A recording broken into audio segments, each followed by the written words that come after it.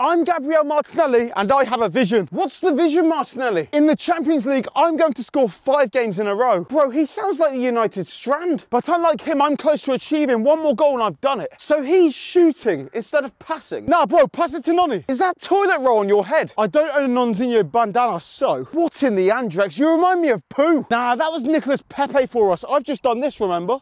Olha, vai fazer o Vila por Nil Madueke na perna esquerda, bate pro gol e que gol! So, yeah. That's why you should pass to me. I've told you I have a vision. And what's the vision? Bruges are going to tackle you now. Will you fuck off? Can't you see that we're in the middle or something? Okay, yep. I will blitz curl finesse this top bins. Ah, yes, the R1X goal. And blitz curl it.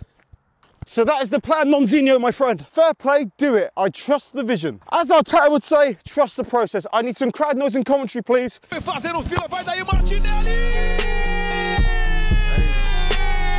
That Martinelli goal might be the best R1X strike I've ever seen.